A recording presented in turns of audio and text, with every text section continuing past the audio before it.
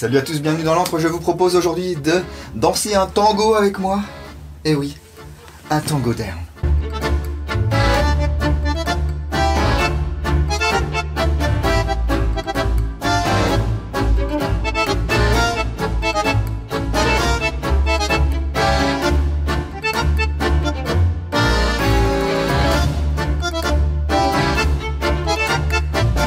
C'est fin comme jeu de mots, c'est très fin. Comme d'habitude, je vais commencer par remercier Evolution Airsoft qui m'a envoyé cette réplique afin que je puisse vous la présenter. C'est une réplique dont le prix public conseillé est situé aux alentours de 445 €.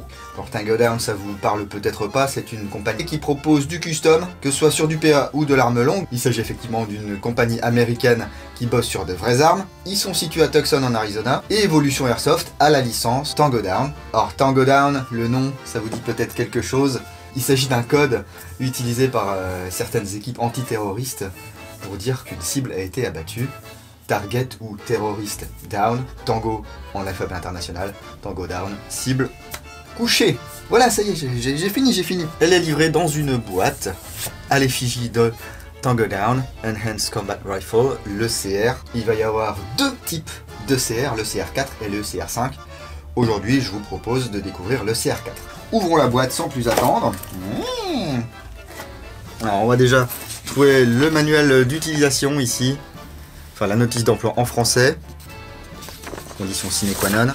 On a toujours ce certificat de qualité, donc on a un testeur italien là qui prend toutes les répliques et puis qui s'assure qu'elles fonctionnent, qu'il n'y a pas de défaut dessus. À côté de ça, on a un autre manuel, cette fois-ci estampillé Tango Down. Alors plusieurs langues mais pas de français, hein. On va avoir de l'anglais, de l'italien et de l'espagnol, mais c'est suffisamment bien illustré pour qu'on puisse comprendre de quoi ça parle. Vous pouvez voir ici les différentes instructions. Voilà. Il n'y a pas d'éclaté dans ce manuel, mais concernant l'interne, ça va être du V2 standard, hein. La réplique est située dans de la mousse prédécoupée. Evolution met quasiment systématiquement maintenant deux ressorts dans la boîte. Vous allez avoir un E100 dans la réplique et un E120 qui est fourni à part. Ce sont des ressorts italiens. Qui dit Tango Down dit accessoire Tango Down. Vous connaissez certainement ce type de poignée. Voilà. Avec ici le petit panel qu'on peut enlever pour mettre un switch de lampe. Et à l'intérieur un compartiment pour mettre des piles.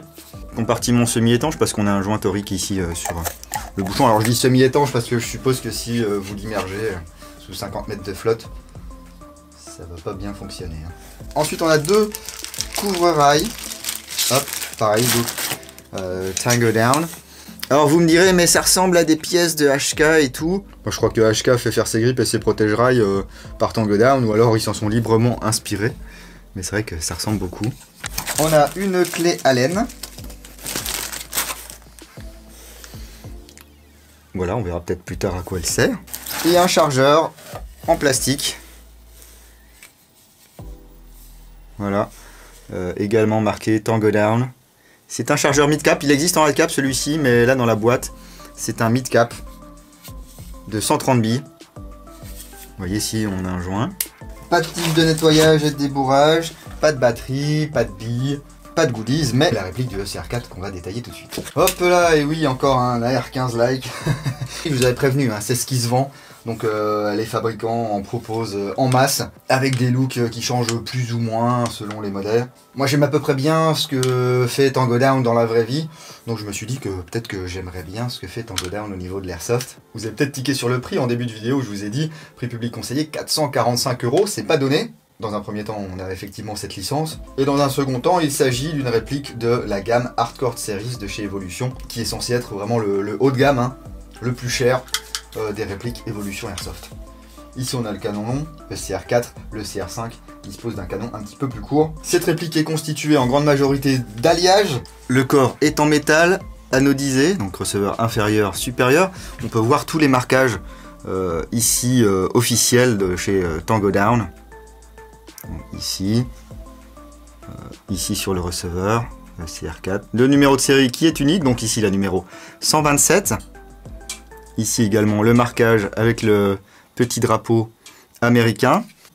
Ici la petite mention réservée pour l'utilisation des militaires et des forces de l'ordre. Le marquage Evolution Airsoft. Et puis les marquages de sélecteur ici, attention, le sélecteur n'est pas ambidextre. Et comme vous pouvez le voir, c'est pas semi-auto. Ici, vous avez des petits symboles. Ils partent peut-être du principe que les mecs ne savent pas lire. Bon, le sélecteur est monté sur billes et ressorts, donc les crans sont assez bien marqués. Hein. Vous pouvez voir qu'il y a une crosse et une poignée qui sont en plastique. Voilà, couleur beige. On a donc le grip Tango Down. Celui-là est extrêmement connu, il a été repris notamment sur des HK 416. Hein. Vous n'avez pas le petit ergot à l'avant, moi j'aime bien. Et puis une crosse qui est munie d'un attache-sangle. Alors ça c'est fourni dans la boîte. Hein. Vous avez donc un emplacement ici à gauche et l'autre à droite. Donc que vous soyez droitier ou gaucher, il vous suffira simplement de switcher ici le côté. Alors il y a un léger jeu dans cette crosse. C'est rare ce genre de crosse qui n'ont pas de jeu. Hein. Même sur les vrais d'ailleurs. Et donc cette crosse est montée sur un tube. Et vous allez avoir 6 positions. Voilà, qui sont marquées. Donc ça j'aime bien. Alors pas d'anneau de sangle ici au niveau du tube. Ça se rajoute hein, si vraiment vous en avez besoin. Ici on a un design assez particulier au niveau de ce bloc là. Donc le déflecteur qui va nous servir à rien nous avec nos billes de 6 mm. Ainsi que le bouton d'assistance de la culasse. Le levier d'armement n'a rien de spectaculaire. Hein. Par contre le ball catch est bien actif. Hein. Et ici on va avoir accès à un bloc hop-up à molette classique. De l'ancien temps, comme dirait je sais pas qui d'ailleurs, mais de l'ancien temps. Et donc là notre arrêtoir va être fonctionnel comme je vous le disais. Ce qui fait qu'on n'a pas besoin de maintenir le levier vers l'arrière pendant qu'on règle notre hop-up. Alors par contre au niveau du design, le pontet c'est du grand classique. Hein. Pontet droit, que de détente classique. Ah tiens, j'avais pas fait gaffe. À l'intérieur du cache-poussière, vous avez un marquage Tango Down. C'est sympa ça. C'est la version longue. Au niveau du canon, vous allez avoir les marquages type RS. Donc, marquage type de forge et tout, le calibre, les rayures. Et au bout, un cache-flamme, également classique, 14 mm anti-horaire. Et puis un rail, j'allais dire un gros rail. Un rail avec un look particulier, bon, rail Picatinny, quadruple. Voilà, donc usiné CNC. Bien dans le prolongement ici du rail qu'il y a sur le receveur supérieur, on n'a pas cette espèce de carré là plein qu'il peut y avoir sur des HK ou sur d'autres types de M4 ou PDW ou que sais-je. Et donc voilà ce rail qui doit être a priori en 2 parties. Je suppose que ça doit être pour démonter la partie inférieure. Je vous avoue que je me suis pas encore penché là-dessus. Je vous dirai ça dans la review complète sur l'entre-le-blog. Et du coup on a un bloc d'emprunt des gaz ici qui est assez particulier. Alors déjà vous allez avoir un emplacement QD de chaque côté ici, un petit Picatinny sur le dessus, et le guidon ici, qui se déplie et qui s'intègre parfaitement au rail. On n'a rien qui dépasse là. Hop, on va pouvoir le régler en hauteur, l'outil n'est pas fourni. Et à l'arrière, on a une hausse également en métal, qu'on peut enlever ici grâce à la vis. On va pouvoir régler en dérive ici grâce à cette molette. Voilà. Et on va avoir 2 tailles de tons différents, petit et grand. Bon, à l'avant, c'est toujours ma grande interrogation, ça c'est est-ce qu'en jeu, voilà, il va pas avoir tendance à se replier comme ça. Moi je pense que si. Par contre, à l'arrière, il est verrouillé. Vous avez un bouton ici, si vous n'appuyez pas dessus, il se passe rien. Donc là, je peux bien le rabattre. Bon, la visée est assez intuitive, hein. De toute façon, il n'y a pas besoin de réinventer la poudre à chaque fois pour ce qui est des organes de visée. Hein. Alors, je sais pas si vous avez fait gaffe, à l'intérieur ici, vous avez le faux tube d'emprunt des gaz. Bon, c'est marrant qu'il y soit, ça rajoute une petite touche de réalisme. Non, franchement, c'est joli. Bon, ça reste America. Si vous êtes complètement hermétique à ce style de look, c'est pas ça qui va vous faire changer d'avis, je pense. Hein. Cette réplique est lipo-ready. On a un MOSFET à l'intérieur qui va protéger votre chariot des arcs électriques. Et puis la batterie va s'insérer dans la crosse. Vous allez avoir une petite protection ici qui s'enlève ici avec une clé Allen. Moi qui n'aime pas mettre trop de temps pour brancher la batterie, j'avoue que c'est pas un système qui m'enchante. Mais comme la crosse ici est ouverte à l'arrière, du coup ça vous protège quand même vos connexions. Hop là, on a cette pièce qui est en métal. Et à l'intérieur, hein, on va découvrir ici la prise. Et puis on est sur du Tamiya Mini, hein, comme la plupart du temps. Bon, si je mets une de mes batteries là, ça va pas le faire. J'ai peut-être une batterie qui va rentrer là-dedans. Alors, est-ce que ça y va ça? Comment dire? Moyennement. J'ai une double élément comme ça. On va voir si ça rentre. Oui, ça rentre. Par contre, on va peut-être pas pouvoir après enfiler tous les câbles, etc. Donc, À chaque nouvelle réplique, en fait, c'est la surprise. Est-ce que je vais pouvoir utiliser mes batteries ou pas? Donc je ruse, tant pis. Moi, je mets ça. Et hop, comme ceci. Je fais tout rentrer. Ensuite, je remets la crosse.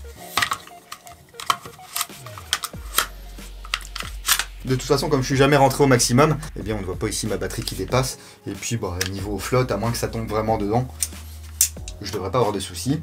Autre chose intéressante sur cette ECR4, c'est qu'on va pouvoir changer le ressort sans avoir à démonter la gearbox. Je vous montre ça de ce pas. À l'aide d'un long tournevis cruciforme, je vais aller chercher la vis au fond ici.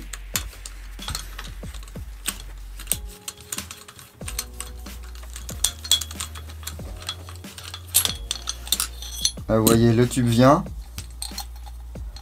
On peut voir ici du coup le MOSFET. Et puis on peut voir le guide de ressort ici. Qu'on va également actionner avec une clé Allen. Hop, je pousse, je fais un quart de tour. Mon guide sort, mon ressort sort. Bon bah là du coup c'est pas le ressort Evolution. Et puis ici le guide, on peut voir déjà qu'il est pas sur roulement. C'est bizarre. C'est peut-être une mécanique un petit peu plus ancienne hein, là-dessus. Un peu plus ancienne, mais il y avait quand même déjà le changement de ressort rapide. Et puis tiens, tant que j'y suis, je vais lui poser ses accessoires. Donc les couvre-rails ici. Hop, voilà. Comme ça déjà on se blesse pas quand on prend notre réplique comme ceci. Et puis la poignée, alors les poignées Tango Down. Il faut actionner les deux ergots en même temps.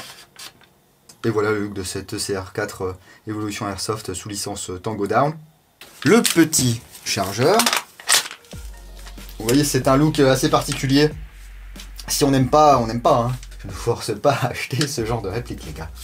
Mais moi, j'aime bien. Ça fait un petit peu, vous savez, mec qui patrouille la frontière américaine à la recherche de coyotes. Il manque un chapeau, une jeep et des menottes, et puis ça fait illusion. Hein. Alors, voyons voir ce que ça donne ici avec une 11.1 branchée dessus.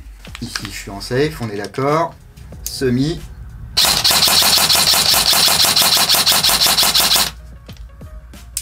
Full. C'est pas mal. Il y a un switch mécanique classique là-dedans, donc effectivement vous n'avez pas une course de détente hyper courte et puis une super réactivité. C'est du classique, donc ça va beaucoup dépendre de votre moteur. Ici je sais pas ce qu'ils ont mis dedans, on verra ça dans la review complète. Je vous propose d'aller au chrony et de voir ce que ça donne avec le ressort d'origine ici.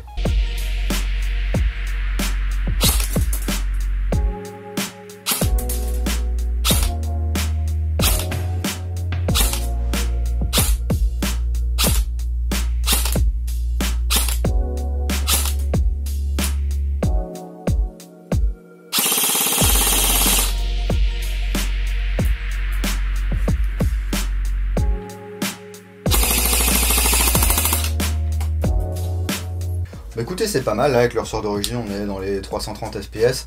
Alors attention parce que le E120 a tendance à sortir genre 430-440 fps. À réserver pour les endroits où vous avez le droit de jouer avec ce genre de vélocité. Hein. Concernant la compatibilité avec les chargeurs que je possède, je vais mettre ça après le générique de fin, parce que je sais qu'il y a des gens que ça saoule de voir 2-3 minutes d'essayage de chargeur. Du coup, en sortie de boîte, on a une réplique qui tape pas trop fort. Alors, c'est lourd sans être trop lourd. Hein. On sent bien qu'il y a du métal dessus. Sans accessoires et sans chargeur, on est sur une masse de 2885 grammes. Pour une longueur comprise entre 774 et 887 mm. Donc voilà, n'hésitez pas à réagir à cette vidéo. Déjà posez un like, je vous le dis pas au début, mais bon, voilà, normalement on ne devrait pas vous le dire. Hein. Si jamais vous aimez cette vidéo, vous posez un petit like, ça fait toujours plaisir et puis ça soutient la chaîne. Si vous avez acheté cette réplique et que vous avez un rétex à faire, n'hésitez pas à le faire en bas, rétex, pour retour d'expérience. Si vous n'avez pas acheté cette réplique, eh bien n'hésitez pas non plus à commenter, à me dire ce que vous en pensez. Est-ce que c'est un look qui vous conviendrait? Est-ce que vous êtes sensible voilà, à la licence Tango Down? Est-ce que c'est un prix qui vous paraît juste? Alors moi je me prononce pas sur le prix parce que j'ai pas vu l'interne. On verra ça dans la review complète sur l'entre le blog. Mais c'est vrai que 445 € prix public conseillé, on commence à être sur le haut lorsqu'il concerne ce genre d'AEG. Hein. Dans tous les cas, je remercie une fois de plus Evolution Airsoft qui m'a envoyé cette réplique pour que je vous la fasse découvrir. J'ai d'autres petites choses d'Evolution Airsoft qui vont arriver dans pas longtemps. Si vous ne voulez louper aucune news de l'antre, vous pouvez suivre la page Facebook. Les photos sur Instagram. Alors sur Instagram, comme je suis un petit coquin, souvent je vous mets des photos des répliques quand je les reçois. Ça vous permet de savoir à l'avance ce qui va venir dans les jours, semaines ou mois au niveau review dans l'antre. Et puis bien sûr le site www.l'entredudingo.com où vous pourrez retrouver les revues écrites, le lien vers la boutique de goodies, mais également le matériel que je mets en vente. Ça me permet de réinvestir ensuite dans de nouvelles répliques à reviewer. La plupart du temps des choses que je peux pas avoir par des fournisseurs par exemple. On va se laisser sur un flyby de cette réplique. N'oubliez pas, si vous allez en jeu ce week-end, jouez sérieusement mais sans vous prendre au sérieux. Et moi je vous dis à bientôt dans l'entre-deux-dingo. Peace.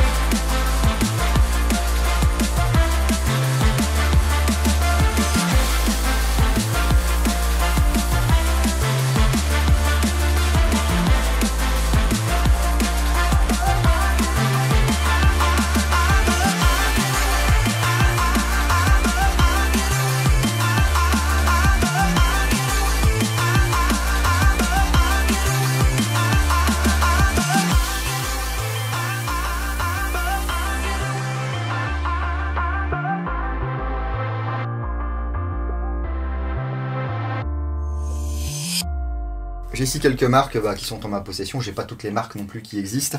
Ici un chargeur ATM, hop là, en polymère, ça passe. Alors ça passe,